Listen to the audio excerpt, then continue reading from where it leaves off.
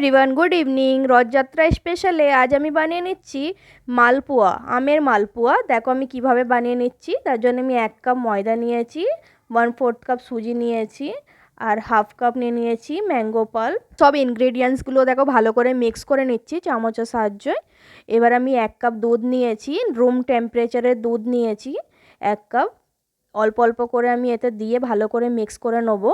দেখো চামচে করে ভালো করে আমি মিক্স করে নিচ্ছি, ভালো করে ফাটিয়ে নেব।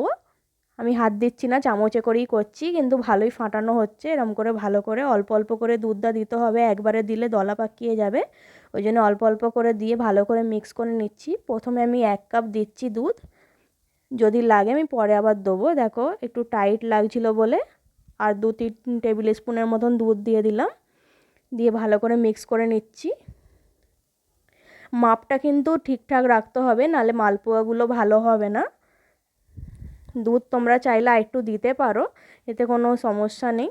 এবার দেখো আমি চিনি সিরাপটা বানিয়ে নিচ্ছি। এই জন্যে 1 কাপ ময়দা নিয়েছি বলে 1 কাপ আমি চিনি নিয়ে নিচ্ছি, আর হাফ কাপের একটুখানি বেশি আমি জল নিয়ে নিয়েছি।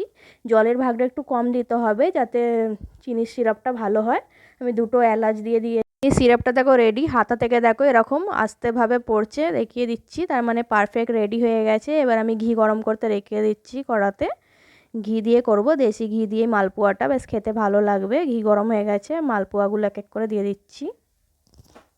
ফ্লেমটাকে মিডিয়ামে রেখে মালপোয়া দেখো করতে হবে, হাই ফ্লেমে রাখলে পুড়ে যাবে। করে দিয়ে দিলাম, এক পিঠটা একটু হয়ে গেল, এবার উল্টে দিচ্ছি। কি সুন্দর দেখো ফুলে যাচ্ছে মালপোয়াগুলো, দেখতে হেভি সুন্দর লাগছে। ম্যাঙ্গো মালপোয়া, ভালোই লাগবে আমের মালপোয়াটা। এখনও কিন্তু খাওয়া হয়নি। এবার দেখো গরম গরম চিনির সিরাপে ডুবিয়ে দিতে হবে। গরম গরম না ডুবালে এতে রসটা ভালো করে ঢুকবে না। এবার দেখো আর একটা করে দেখাচ্ছি। একবারেই দিয়ে দিতে হবে যা দিয়ার, এতে হাতা করে এটা যে দিলাম গোলুনিটা, একটু একটু করে দিলে কিন্তু ছেড়কে যাবে। দিয়ে দিলাম, দেখো এরম করে করে দেখো মালপোয়াগুলো কি সুন্দর ফুলছে। রসে দিচ্ছি আরও সুন্দর, খুব সুন্দর নরম হয়ে যাচ্ছে।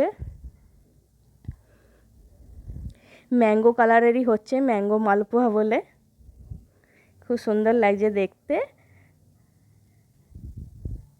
আমরা দেখেছো রথ বানিয়েছি, এবার ওতে জগন্নাথকে বসাবো, তখন জগন্নাথকে ভোগ দেবো, তারপরে আমরা খাবো। এখন আমরা কেউ টেস্ট করে দেখিনি, বাকি দেখতে তো খুব ভালোই লাগছে, খেতে নিশ্চয়ই ভালোই হয়েছে। দেখো এক এক করে তুলে নিচ্ছি মালপোয়াগুলো, খুব সুন্দর নরম তুলতুলে রসালো হয়েছে মালপোয়াগুলো। ওপর থেকে একটু কেশর আর পিস্তা দিয়ে আমি গার্নিশ করে দিলাম। কেমন লাগলো ভিডিওটা একটু কমেন্টে জানাবে, ভালো লেগে থাকলে লাইক শেয়ার করে দেবে। Thank you.